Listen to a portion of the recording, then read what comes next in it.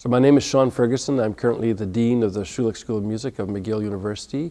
Before I was the Dean of the school, I was the Director of the Center for Interdisciplinary Research in Music, Media, and Technology. And a lot of the research that I've done has been about bringing together artistic practice with cutting-edge music technologies, things like digital signal processing, computer-assisted composition, digital musical instruments, gestural control of synthesis engines on a computer. But this talk has nothing to do with any of those things. This talk has to do with something, a recent interest of mine that I've developed during the time that I was Dean of Music. I took up music as a hobby, maybe, and I developed an interest in Irish traditional music. And the talk today is about the Irish Music Session, which is a group of people. It's just a spontaneous, semi-formal group of amateur musicians who get together in a pub to play, learn, and listen to Irish traditional music. And it's a tradition. It's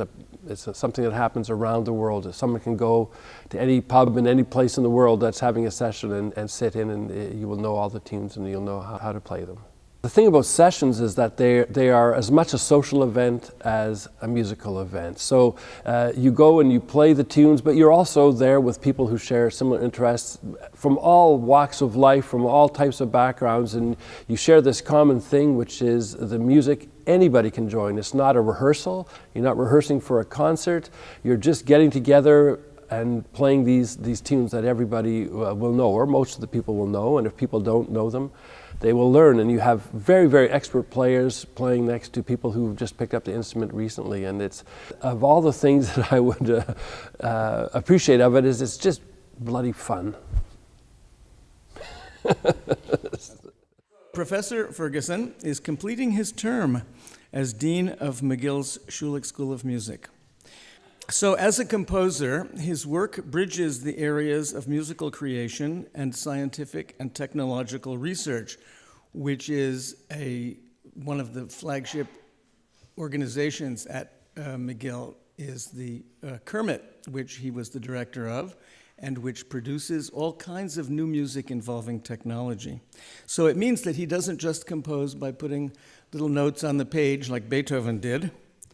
Ensembles that have performed his music include the Philharmonic Orchestra of Radio France, the Montreal Symphony Orchestra, the Société de Musique Contemporaine du Québec, les Temps Modernes de Lyon, I Musici de Montréal, Viva Voce, and the Ensemble Contemporain de Montréal. So that description shows you that he's at home being a high-powered intellectual university composer. But in recent years, I've seen him gradually transformed. At first, he admitted shyly to me once on the bus that he was playing the Irish tin whistle. And I've never seen him so enthusiastic about anything. So let's welcome Sean Ferguson.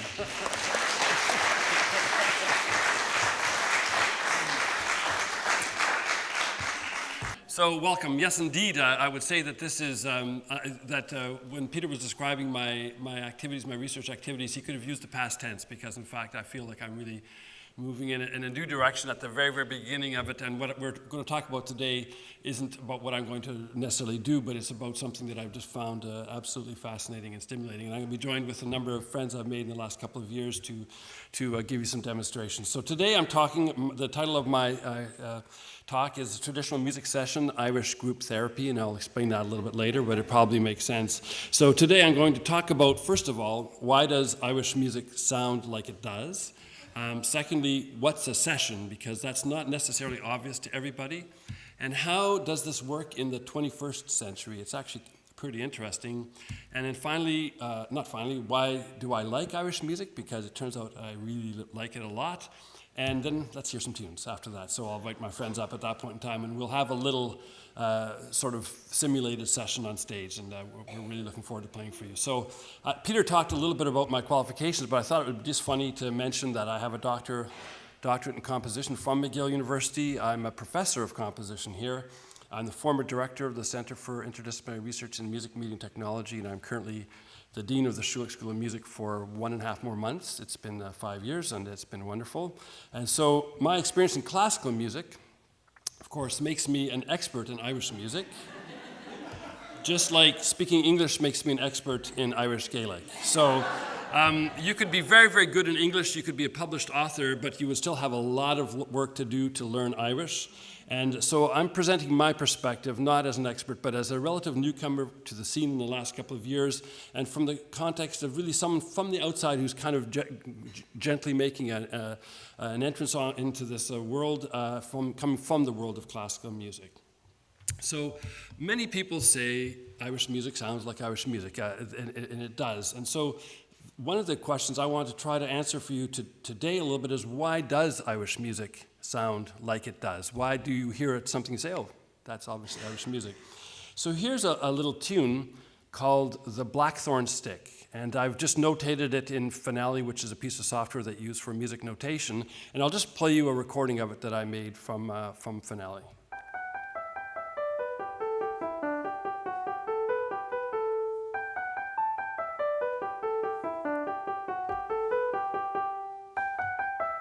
So it repeats.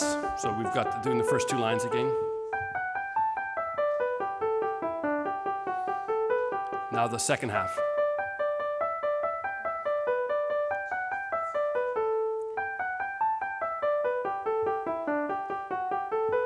Second half repeats.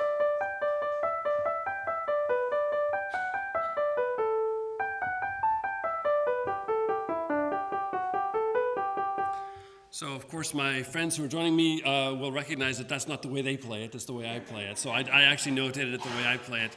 And so that's a nice little tune. And it kind of sounds a little bit Irish, but I'm going to do my best. Now, I'm going to tell you right now that I've been playing tin whistle for about 2 years, and I play a lot. I play up to 3 hours a week in a pub at Hurley's on Monday night. So I am not like the world's greatest Irish whistle player. We have some very, very fine players here for you today, but I'm not one of them. But nevertheless, I'd just like to, just to give you an idea about what I'm going to then talk about, I'd like to play this tune and try and make it sound a little bit more Irish and see if it makes sense to you. So I'll do my best here, okay?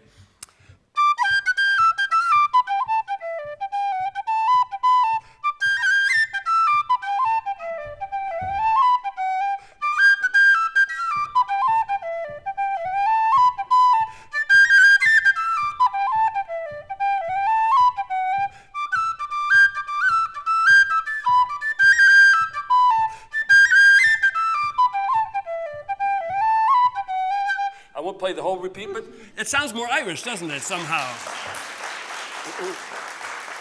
So one of the things, the takeaway things, is that Irish music sounds like it does not because of the way it's written. So Irish music, you don't really get the music from it written. There's thousands and thousands of things like this on the internet where you can learn tunes, but in fact, if you just play it, it doesn't really sound right, and you have to know a little bit of what to put into it in addition to what you would just see on the page.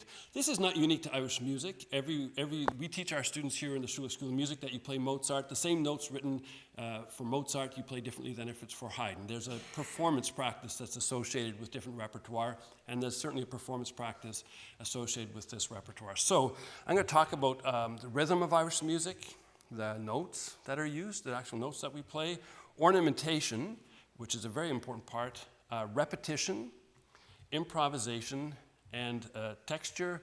And finally, I'll talk a little bit about the type of instruments that play Irish music. So we're going to kind of go through this. I'm going to try and go quickly so we can get to playing some tunes for you. So rhythm. So the rhythm of Irish music comes from the fact that it's fundamentally dance music. Often the rhythm is very, very energetic. You see people playing in a session and they're really into the rhythm, and it's partly because it's very fun to do that, but also because it is designed, or much of the repertoire was designed for being played for dance music. It doesn't sound as written, it has a swing, and I will talk a little bit about that in a second. There's also, I'm going to talk about articulation a little bit, and it's going to sound very funny when I do it, but you'll see what I'm getting at. So here's a tune that I really like. It could just as easily be called Sean's favorite as Tobin's favorite. We have no idea who Tobin is, or I don't anyways, but if I just play this rhythm just normally, it sounds something like this. Excuse me.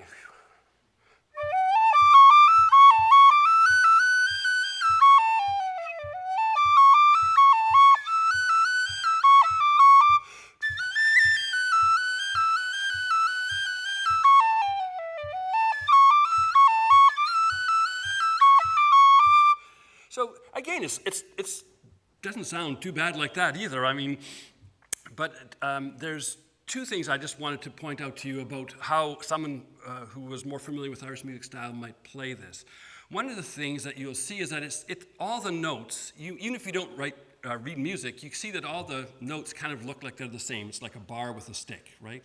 So they're eighth notes for those of you who do write music. And normally you would play those. But Irish music actually swings. So you kind of get, instead of, you know what swing is, it's where some notes are made a little bit longer and some notes are made a little shorter. So that in this case, the first note of each, so we have three notes.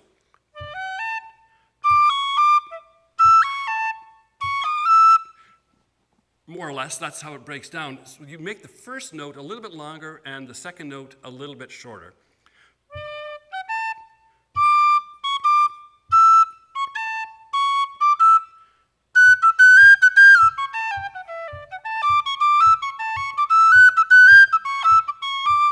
Now, I'm a classically trained musician, so I'm playing it a dotted eighth note followed by a 16th note. That's completely wrong, but it's the way I do it, so it's the only way I can go. But in fact, it's not, it's much less clearly defined than that. And also people will, it's not like you just do that the whole time. You'll go,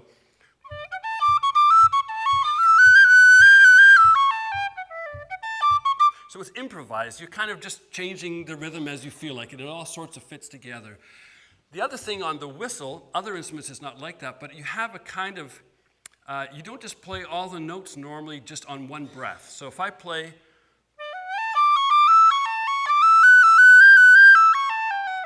you see it's just like one steady stream of notes. But in fact, what you do is you on the whistle anyways, you often tongue in on the flute and some other instruments people will articulate, where you make, some notes are tied and some notes are short. So some notes are legato, some notes are staccato. I think you're familiar with those, but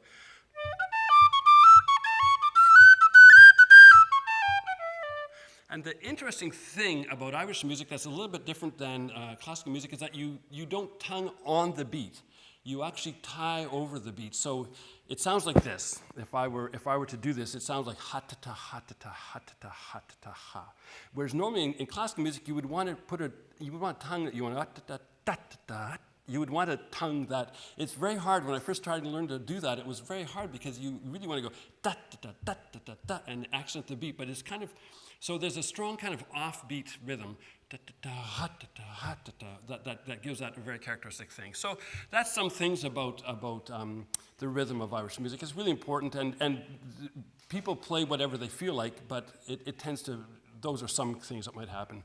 So Irish music uses also characteristic collections of notes or scales, or we would also use the term modes.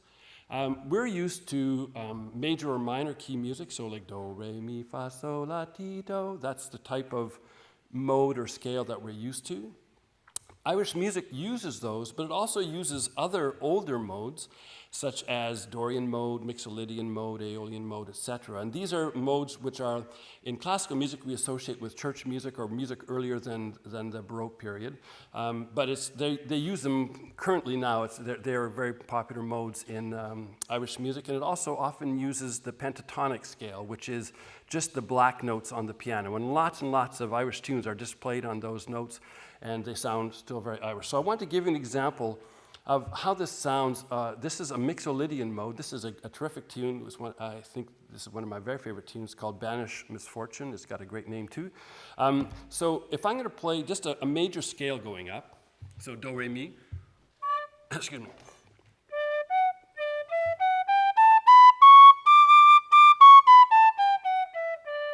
So the difference with Mixolydian mode is that the seventh note is lower. And so I'm going to go up to the sixth note, think about what the T is going to be, and you'll see it's not the same.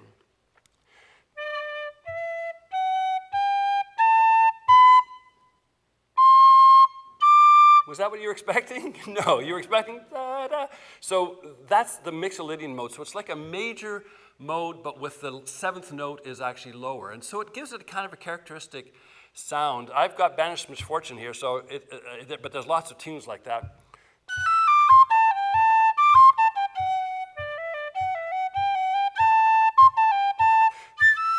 Now, sorry. The reason why I'm getting mixed up because I was trying to play it simply and I would never play it that way. And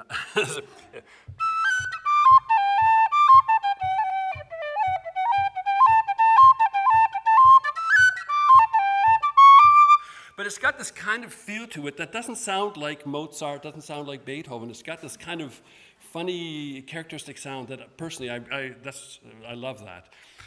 Irish music ornamentation, one of the things when I said I wouldn't play it like that, I would play it like this, you notice I added all sorts of notes, actually, and that's very characteristic of Irish music. And it's a different approach to ornamentation than what we see in classical music. So in classical music, ornamentation, we think of it as changing, is something that's done to the melody. But in Irish music, in fact, ornamentation is much more, in my experience, about changing the rhythm than about the melody. So I've got 4 examples here of different types of ornamentation that an Irish music player might add to a tune, and they just do it when they feel like doing it. The first is called a cut, and you see the very first thing that I have there with the X through it. That's a grace note like you would see in classical music, so it would be something like this.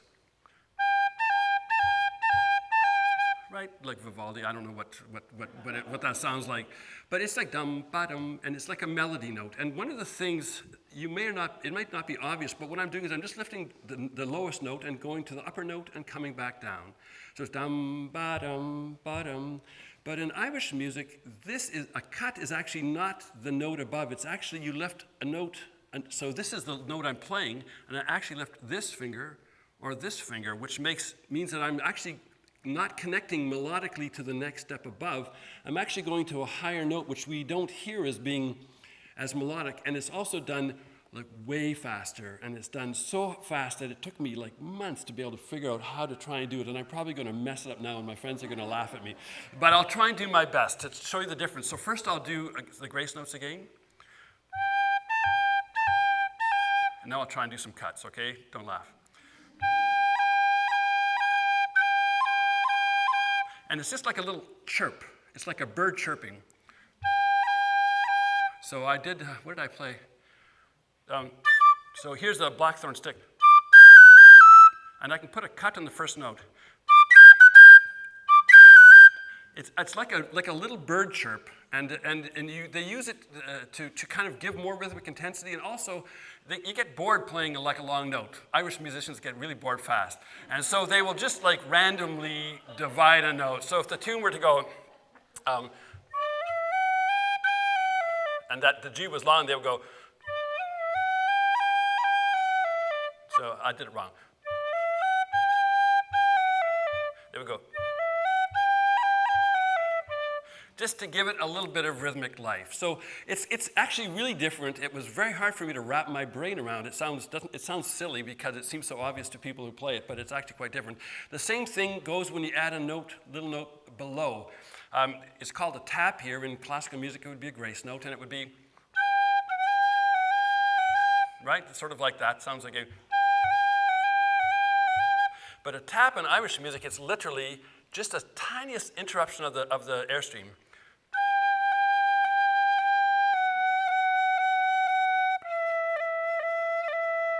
It's almost like you're just tonguing the note, but with your fingers.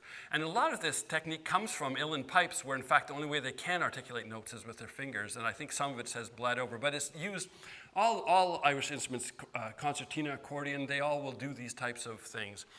And then a very, very common one, and it's one of the most beautiful Irish ornaments, is called a roll. And it's a combination. You play the note, and then you do a cut followed by a tap. And it sounds like 3 different notes, or a note being repeated 3 times. So here's an example of a little tune. So I have a long note there at the top. And if I put a roll, I would go.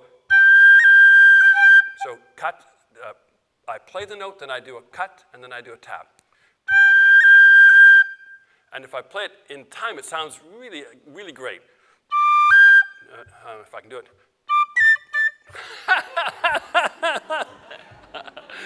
Oh my gosh, okay, I'll do it.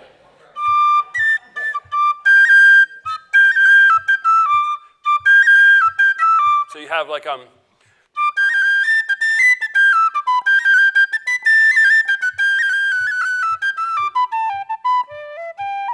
so that's a tune called, thank you.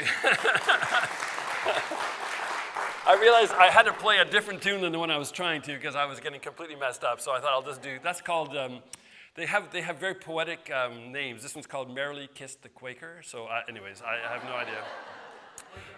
It was the Quaker's wife. Well, I've heard the Quaker, but anyways. And the last one I wanted to show you, because it's something that's very characteristic of Irish music, is the slide. And many instruments in classical music have mechanical keys. But in fact, the instruments in Irish music don't. This is just, it's a very actually simple instrument. It's just got holes. And you'll see the flute is the same thing. And it allows you to do things like,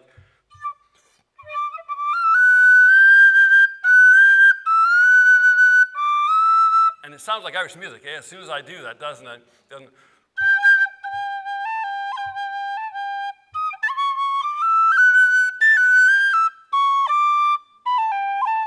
I messed it up, but anyways, you heard a little slide in there, sorry. So those are some examples of the types of ornamentation that you would hear in Irish music. So the next thing I want to talk about, something that's very, very characteristic of Irish music is repetition.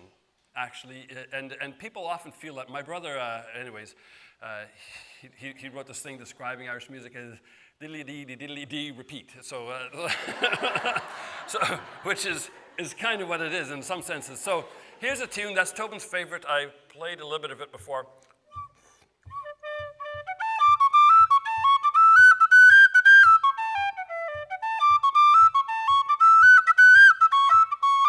That's the first part, and then I'll just do the second part without repeating.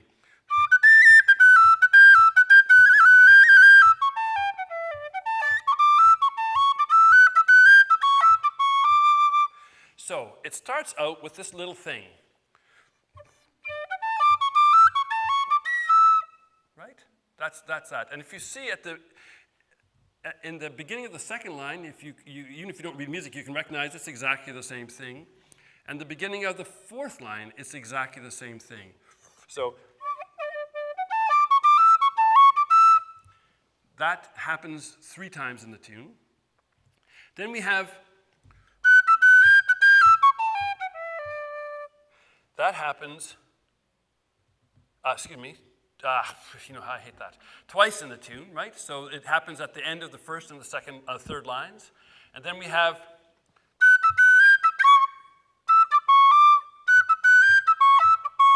I'm really not used to reading music while I play whistle. It's really weird. Anyways, so that happens twice, actually, there, and then we have this bit here that happens once at the beginning of the third line. So essentially, we have 4 different things, and they're sort of repeated in different ways, right? And so that tune itself then has 2 parts. The first part is here, and when you play this tune, you play that, and then you just play it again. So it's repeated. And then you have a second part, you play that, and then you play it again. So to play the tune entirely, you play the A section, you repeat it, you play it again, then you play the B section, and you repeat it and you play it again. And then you do that 3 times. So that tune is repeated 3 times. That's how we play it. That's how it's played. And when you hear Irish music played, that's normally how it is. And if you look at the gray box that appears 3 times, right? So that means in the A section it appears twice, then we repeat, so that's 4 times. And then in the B section it appears once and it's repeated, so that's 6 times. And then the tune is repeated 3 times, that's 18 times. You get to hear, right? So 18 times. So there's a lot of repetition in Irish music. It's a characteristic of the music, actually. And this is a very typical type of way a tune works. Okay? So there's lots of reasons why that is. Part of it is because this is really an oral tradition. Irish music is not a notated musical tradition, although a lot of music is notated now, but it was originally, and still is, an oral tradition. So you have to be able to remember these tunes. It's not like Wagner spinning out a melody that never has the same thing twice. That you wouldn't be able to memorize that in the same way that you can do this. So partly as a result of this, there's a lot of improvisation in Irish music.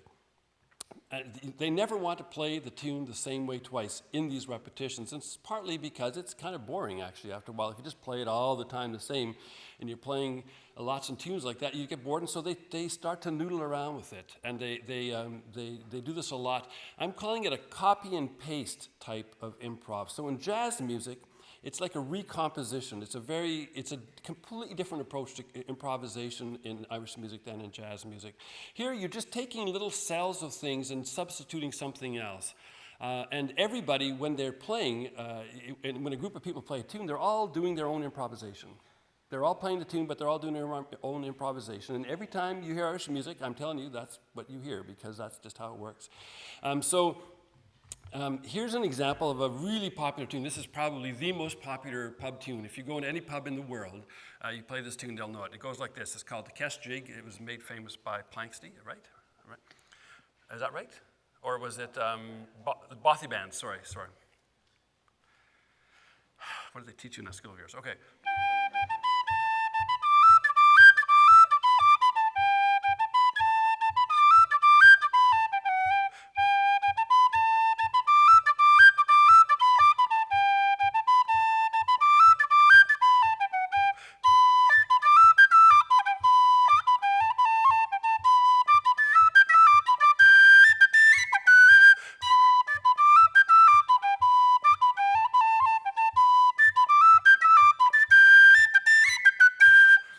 So that's the tune.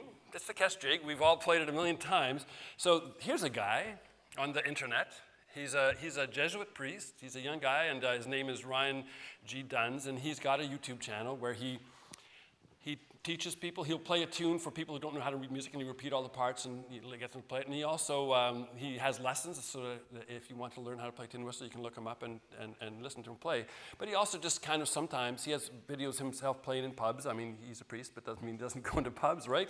And here he is playing that same tune, okay?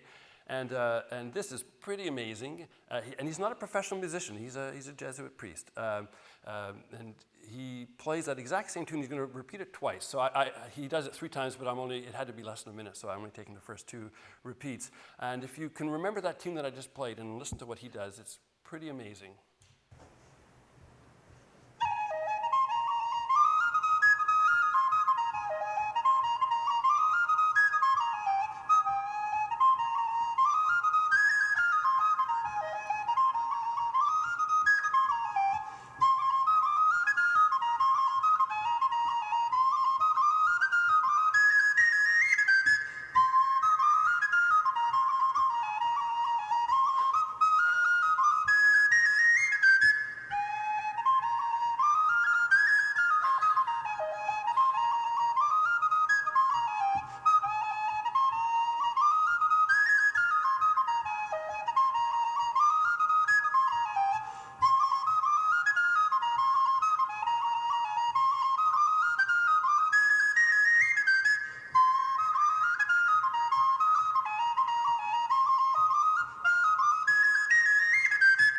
And then he plays it a 3rd time, and it's completely different. And so, he's obviously a very, very talented fellow, but it kind of gives you an idea. One of the great joys of playing this music is after a while you know this tune. I know this tune really, really well, and when I hear him play it, I can hear every little single thing. And it's like a lot like listening to a standard. So for people who know this repertoire, like in jazz, if someone's going to do a variation or do an improv on a well-known standard that you can say, oh, I hear the tune, but I also hear what they're doing with it. And the other thing you notice is just there's a billion notes. He's got so much ornamentation and all sorts of things in there. Just like if you counted the number of actual different notes, it would be crazy. So this leads me to Irish music texture. So basically, not everyone plays quite that much improvisation in a session, but there are different types of texture in music. There's monophonic, which is like Gregorian chant. Everyone sings the same melody. There's homophonic, where you have a melody and an accompaniment.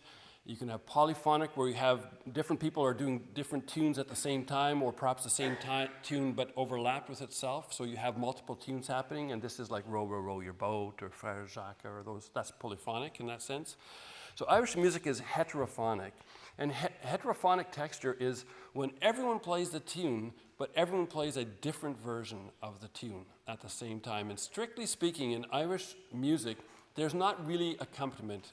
When you go to a session, I'm overstating things a little bit here because often you'll see someone playing guitar, but typically everyone just, and that's what we're going to be doing, everyone just plays a tune. When you hear us play, we're all playing the tune, and we're all just doing slightly different versions of it. We might play a different form of the tune, or we might be improvising it differently. So that's the texture of Irish music. So these are some of the things that make Irish music sound like it does. I hope that helps a little bit.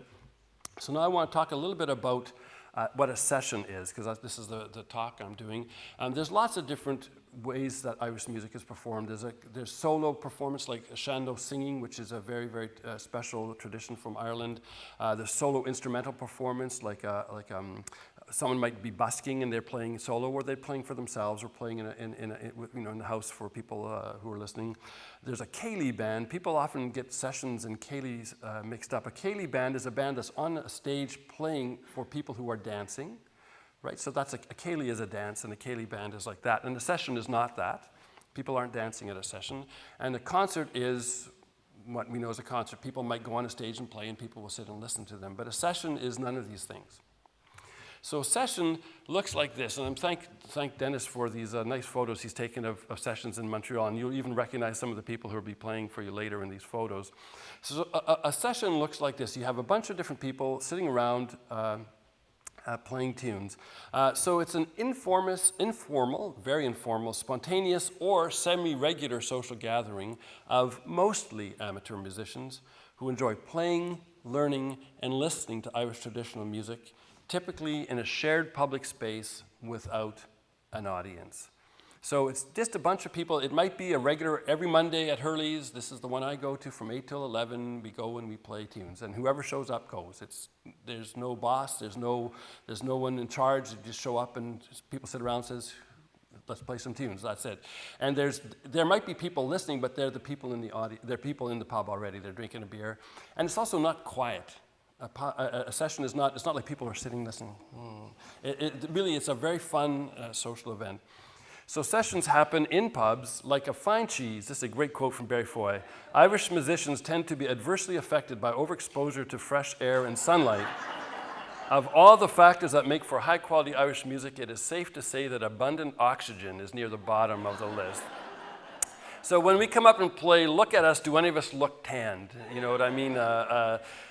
People were saying, actually earlier we were saying, oh, it's too bad to be playing outside on such a nice day. And then someone said, yeah, we never play outside on a nice day. So it's really true. So when you go to a session, and if you can go to a session, you can find these online. If you want to go and sit and have a beer and listen to the people play, you're welcome to.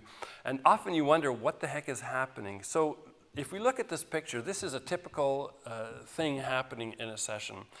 They work, first of all, because there's a shared repertoire of tunes that our musicians are able to play spontaneously when started by a member of the group. So someone starts a tune, and then everyone knows it, and they start playing, or most people know it. And I don't want to brag, but I actually know dozens of tunes that are played in sessions. And the reason I don't want to brag is because that's pathetic, actually. There are people sitting in the front row here who know hundreds and potentially even thousands of tunes, and really experienced session players.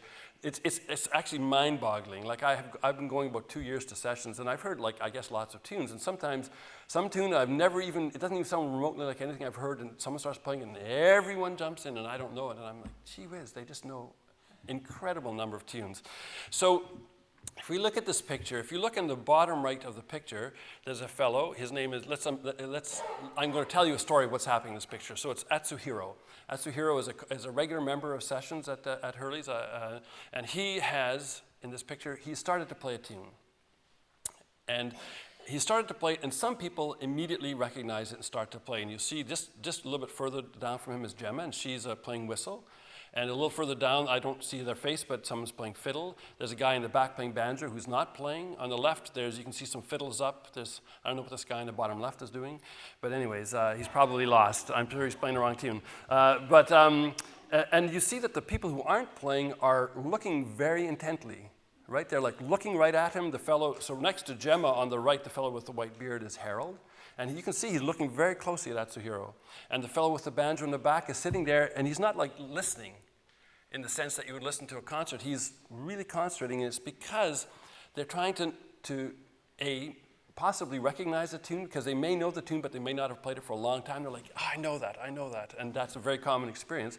Or they might not know it, and they're trying to actually learn it, because that's how you learn this repertoire. It's by ear. So that's an example of how it works. What people play are tunes, and the tunes are grouped into sets. So you have a tune that's normally repeated 3 times. Those who know it will play it. Those who don't will listen, and they might join in a later repeat. A set is normally comprised of 3 tunes, and they're normally decided by the person who starts the set. So someone will start a set, and then they will pick what the other tunes are going to be. And it might be a new set, or there might be an existing set. Sometimes there's like the slide set or the Carolyn set that we just know, and someone starts it and we all know it. So sets are made out of tunes that go together. They will be the same dance type. There'll be a jig set or a slide set, or heaven help us, a polka set. That's a joke. That's a little in-joke there. Sometimes it will be tunes that have kind of common features. They have similar parts, similar tunes, and sometimes the key relationship will be important. Another way they do it is with the titles. So the red-haired boy might be followed by the black-haired lass. That's actually something that happens. Or the maid behind the bar might be followed by a tune called The Wise Maid. And the next one is a very common pairing of tunes that I swear to you, I'm not making up. I buried my wife and danced on her grave will be followed by Banish Misfortune. And it's really true. Those are like 2 tunes that are always played. I don't quite understand the meaning there, but anyways, someone maybe, it's a funny thing.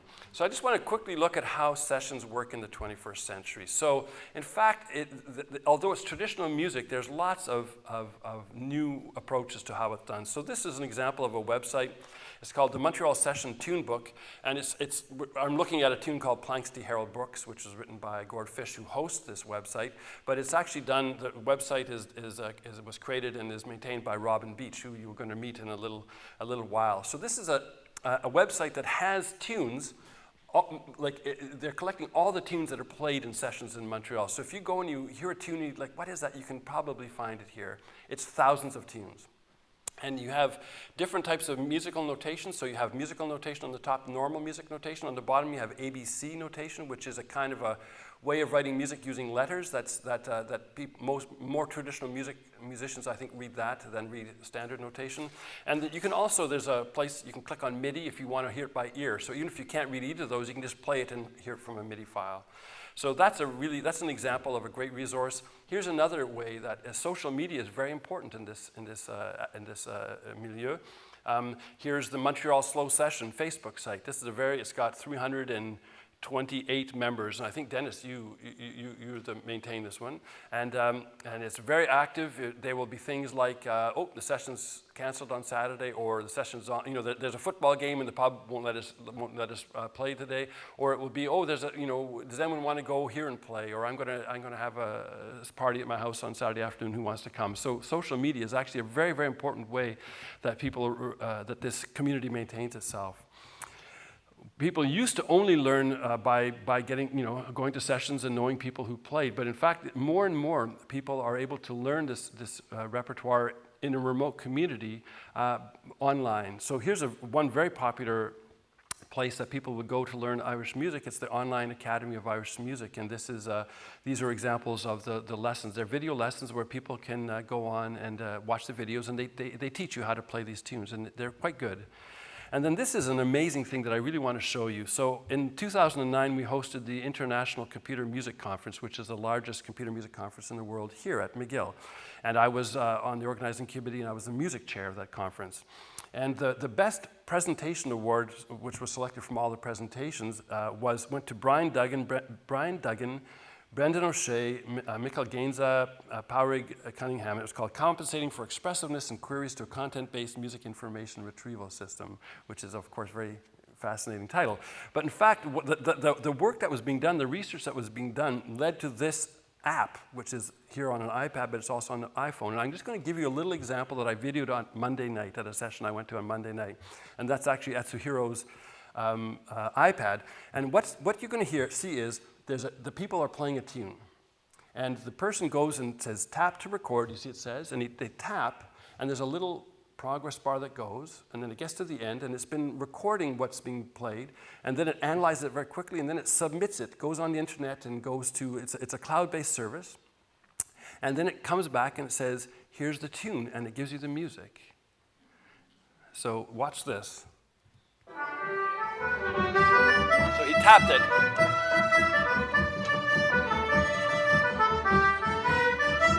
So the progress bar is moving along. Gets to the end, analyzing, submitting. It's not listening anymore. People could stop playing, it wouldn't make any difference.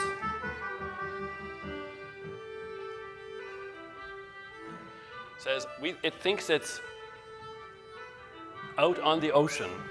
And they were playing the very end of the tune. And if you look at the music, it goes.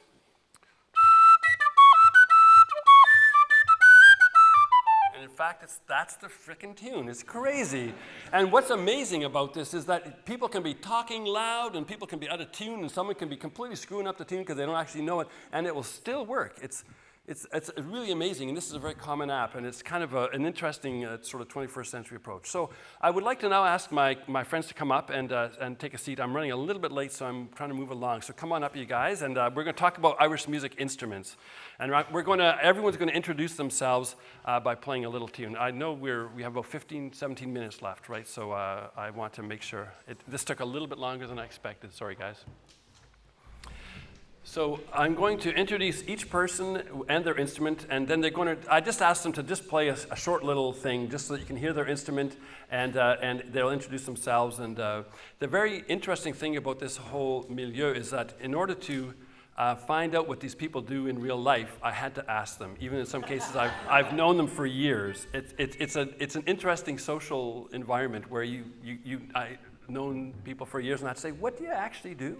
So I'd like to start with Dennis Martin on button accordion. I'm going in alphabetical order. So he's the president of the Shimsa School of Irish Music, which is a really wonderful school, and I'll say a little word about it at the end as well. But he's also a chemist. He's director of R&D and quality control. He's worked at Gillette and Avon, and he plays the button accordion, which is a little different from the one that you might be used to with the keys. And just ask him to Dennis, if you don't mind playing a little tune.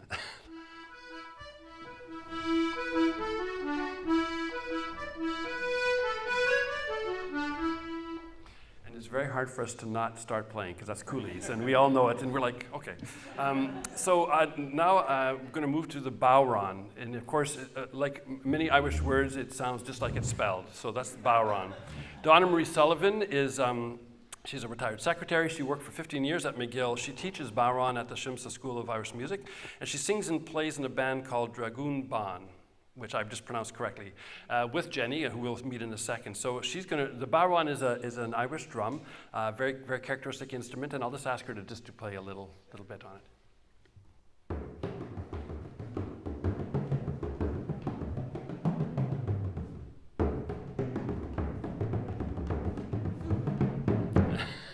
Play with two hands. Your dominant hand is the sticking hand, and I also use the back hand to push and slide and make tonal changes. Thank you very much. Unfortunately, we don't have time. We could do a whole thing on Irish instruments, there's no question. Concertina, Robin Beach is here. He's Associate Dean of Graduate and Postdoctoral Studies at McGill University. He's also, his area of research is parasitology, which comes in handy eating in pubs, right? So, and he's also the fellow who's responsible for the Montreal Session tune book. So take it away, Robin.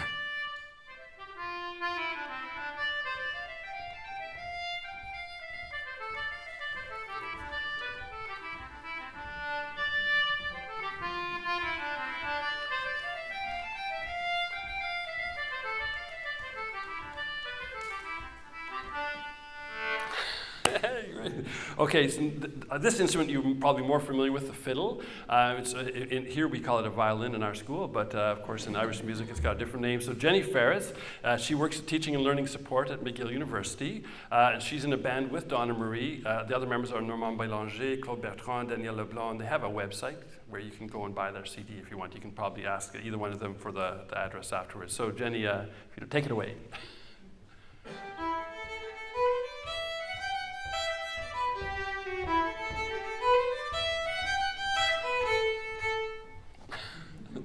Thank you very much. Go to the Irish flute. So we have Philip Murphy. He's an administrator for the Ville de Montréal Parts Network. He's also a member of the executive of SHIMSA. There's a little bit of a thing going on here with SHIMSA, obviously. And he teaches flute and whistle at the school. The Irish flute is actually made out of wood, not metal. And it doesn't really have keys. It has some keys, but it's more or less like a whistle. It just has holes cut in it. And it sounds quite different from a classical flute.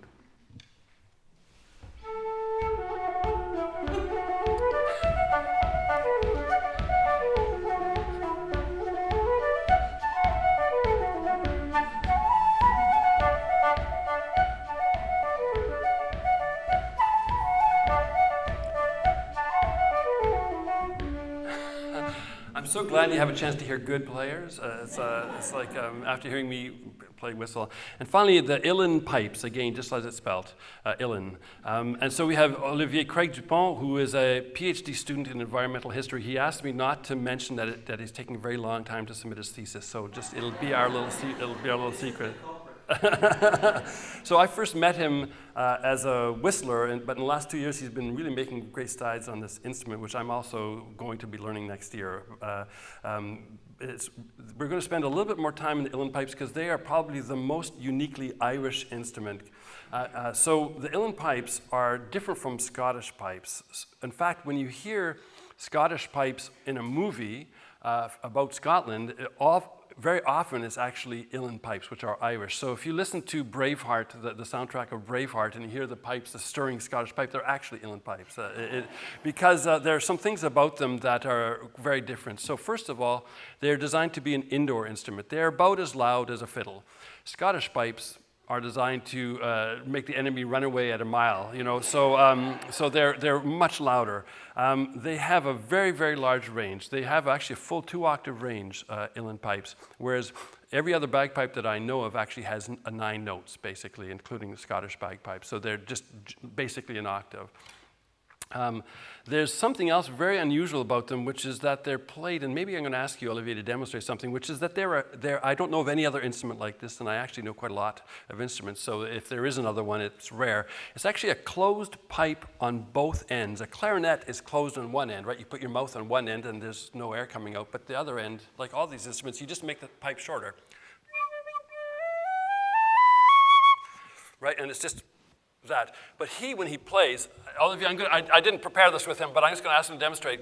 Just cover all the holes, and then it doesn't make any sound, but he's still pushing, and there's no other instrument I know of that actually does that. And so articulation on that instrument is not done with the tongue like it is on basically every other woodwind instrument in the world. It's done with the fingers, and no other pipes. If it's not a closed pipe like that, it's just the same as this. It's on and off, and they don't have tonguing. So in Scottish, if you listen to Scottish bagpipes, it's just sound all the time, right? Unless they stop squeezing, right? I love Scottish pipes. Ferguson, come on. But I'm just saying that it's very different. That it's another whole level of expression is possible with this instrument because you have all that power to make staccato notes and legato things on the instrument just with your fingers. And a lot of the technique, those little cuts and noodly stuff that we do on other instruments, I believe, I'm not an expert, but I believe is largely influenced by the uilleann pipes. So I just want to talk a little bit about the different parts of the pipe. So if you don't mind just showing the different parts. So there's a bellows that he's pumping with his right arm. It's like as if you're making a fire. There's the bag, which is under the other arm. So the bellows puts the air in. So instead of blowing with your mouth, you pump the air, and that allows you, then you can have someone can feed you a beer at the same time, and you're not using your mouth. It's got the chanter, which is the part that plays the tunes. So that's the actual part that you play. It's like the equivalent of the whistle. And then it has drones, just like, again, like Scottish bagpipes. So if you can just let us hear the drones maybe for a sec. It sounds obviously like bagpipes. And then there's something else. So Olivier is playing the same type of set I have, which is called a half set. But there's another part of the instrument called regulators. And I just have a little video because it's incredible, actually. So it's another set of 3 pipes. This is a video from Napibri Uilleann, again, just as it's written. And that's the International Irish Pipers Guild. So here's just explaining regulators. At the end, when you see her playing, watch what her right hand is doing. The shortest regulator is called the tenor and makes high-pitched sounds.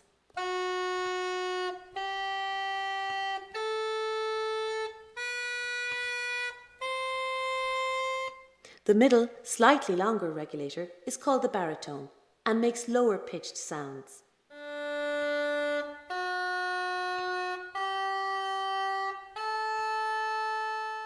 And the longest is called the bass and makes very low pitched sounds.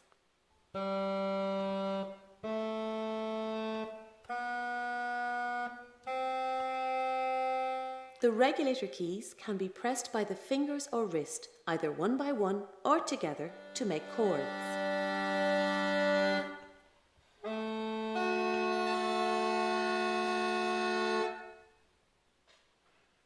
As the melody of the tune Look at is her played right on hand the as she's chanter, playing. the regulators can be played at the same time to provide harmony. Playing the notes on the When the chanter. drones are also turned She's on, all pumping the the parts of a bellows, full and set she's of playing inner chords parts with her can be played wrist on the together. regulators. They play like this.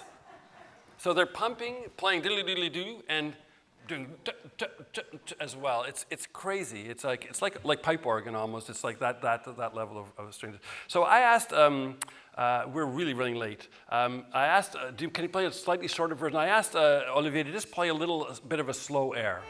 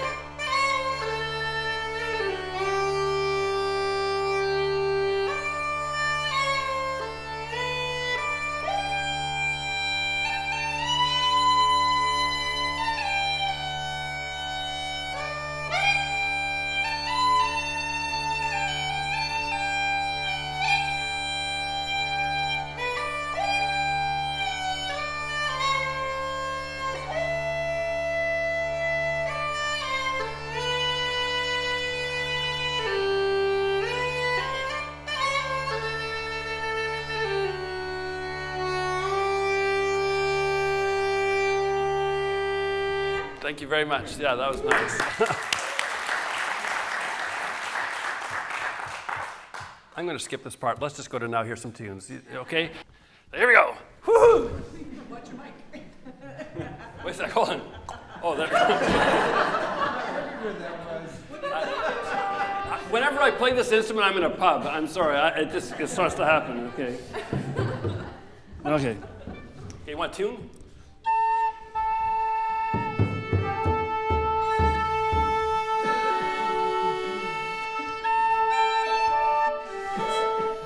There's a saying, close enough for jazz. Tuning in sessions is even like less close. So, okay. So here we go.